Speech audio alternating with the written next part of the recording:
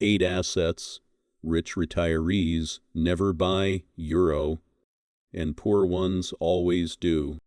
These are 8 assets that rich retirees almost never buy, while struggling retirees buy them constantly, and it is quietly one of the biggest reasons two people with similar incomes end up in completely different places by age 70.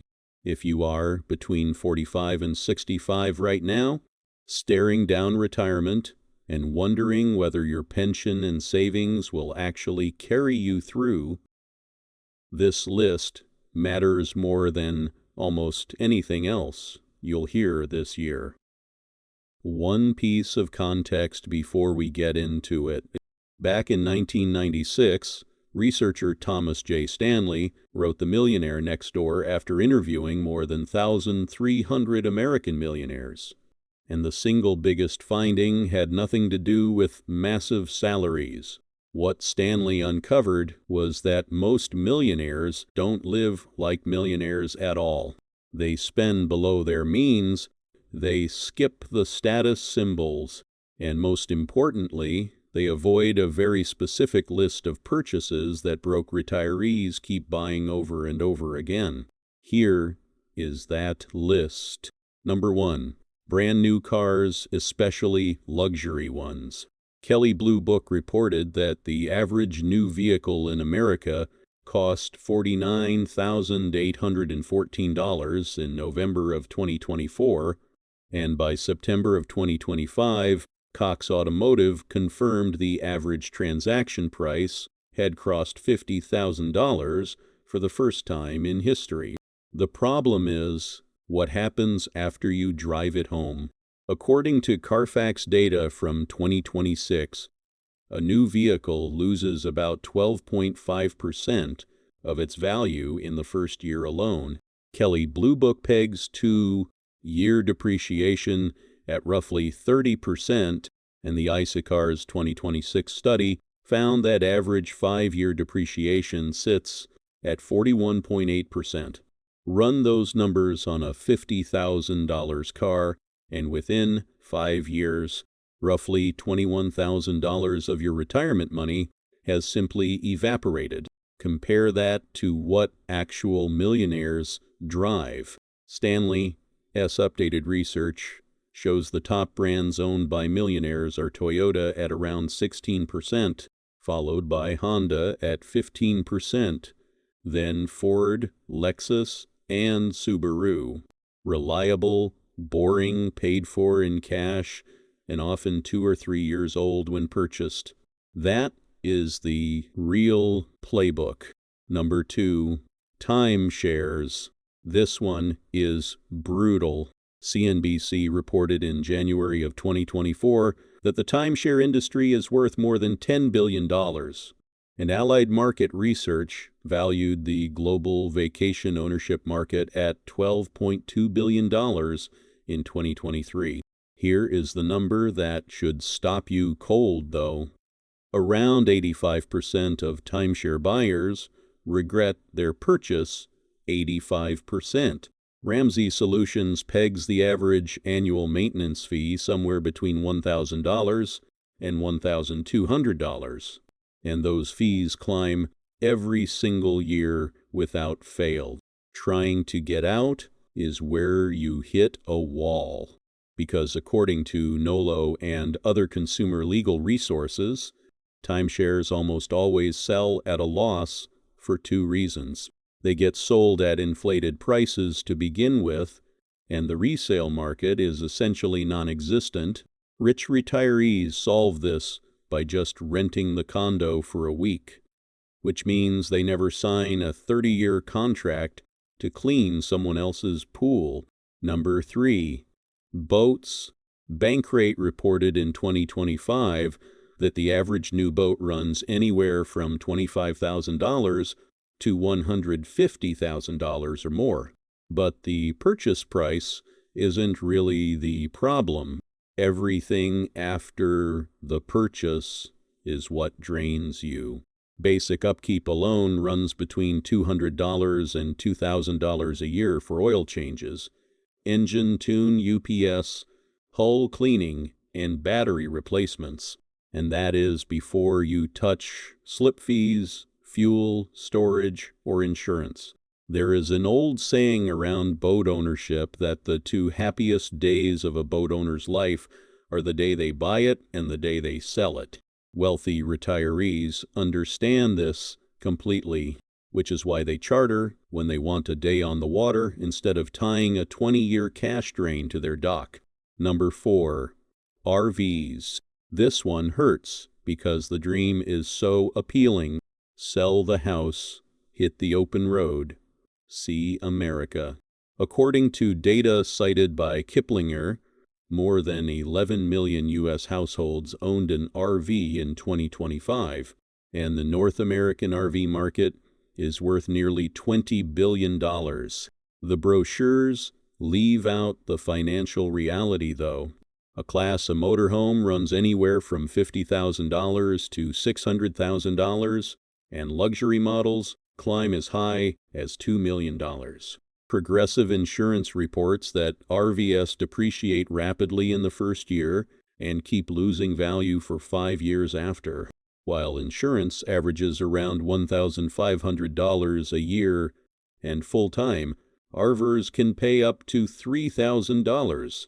Margot Armstrong, who spent over 2 decades RVing and wrote the blog Moving On with Margot, told Kiplinger that once you add up gas, insurance, upkeep, food, and everything else on the road, traditional vacationing usually turns out to be a better value.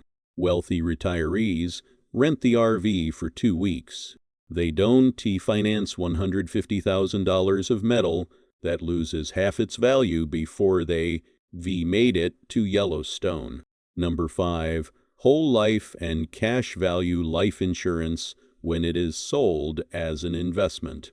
Here is the breakdown. Term life insurance is cheap and simple, covering you for a set number of years. Whole life combines insurance with a cash value investment component, which makes it dramatically more expensive up front, and most personal finance experts, from Dave Ramsey to the fee-only fiduciary world, have argued for years that you should keep insurance and investing completely separate. Buy term, invest the difference. This matters even more once you reach retirement. If your kids are grown and your house is paid off, a giant permanent insurance policy may not serve any real purpose. The insurance industry does argue that whole life has legitimate uses for estate planning and high net worth households, and that point is fair. For the average retiree, being pitched cash value policies as a safe investment, though, it ranks as one of the most expensive products in the entire financial industry. Number 6, variable and high-fee annuities. This one quietly drains pensions faster than almost anything else on the list. According to annuity.org, a typical variable annuity can carry around 3.15% in annual fees once you stack the mortality and expense charge, the fund fees, and the income rider on top of each other. Bankrate reports that annuity commissions paid to the salesperson range from 1 to 8% of your total investment, and sometimes climb as high as 10%. Then come the surrender charges. The Minnesota Attorney General's office specifically warns seniors about these penalties, which can lock your money up for years at a time. And AARP has cited complexity, high costs, and illiquidity as the main reasons savers stay away. Simple, immediate income annuities, also called SPIAs, get viewed more favorably by researchers like Wade Pfau as a form of longevity insurance.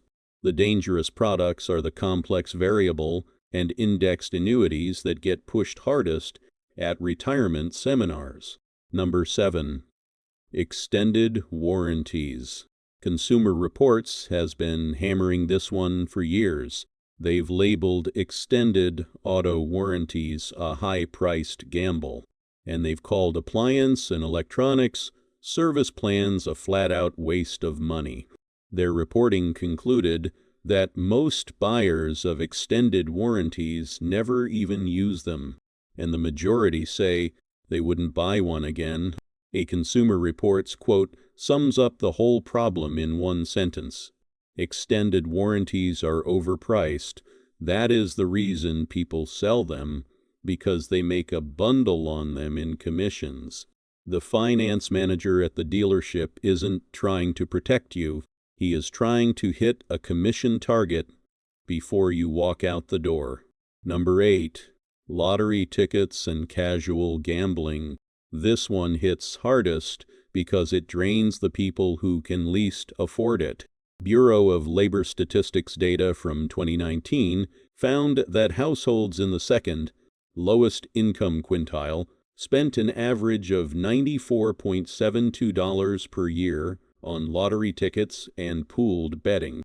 Research from Elm Wealth estimates that around 40 million U.S. households are habitual lottery players, accounting for roughly 80% of all lottery spending, which works out to about $2,500 a year per each habitual household. Stop Predatory Gambling has cited data showing that lower-income households can spend up to 9% of their income on lottery tickets alone. Wealthy retirees, by and large, don't play. They've done the math on $20 or $40 a week compounded over 20 years of retirement, and they know exactly what that number turns into. A vacation, a year of property taxes, real money, not a fantasy. Now, let's tie this together. Look at the pattern running through all 8. New cars, timeshares, boats, RVs, whole life policies, high-fee annuities, extended warranties, and lottery tickets. Every single one of them either depreciates fast, carries hidden recurring costs, charges enormous fees, or pays out far less than what you put in. Every single one of them also gets sold the same way, which is emotionally with a pitch about freedom, security, status, or luck. Circle back to Stanley's research in The Millionaire next door for a second. The retirees who actually have money in their 70s aren't the ones who earned the most. They're the ones who said no to this list. Decade after decade, they drove the Toyota, rented the cabin, bought term insurance, and paid cash for almost everything. As Stanley put it, they ended up more frugal than the people who weren't rich. If you are somewhere between 45 and 65 right now and feeling anxious about your pension, you don't need to find some secret investment to fix the problem. You need to stop buying the 8 things on this list, and that alone, compounded over the next 15 or 20 years, will be worth more than almost any raise you'll ever get. Take care of yourselves, and I'll see you in the next one.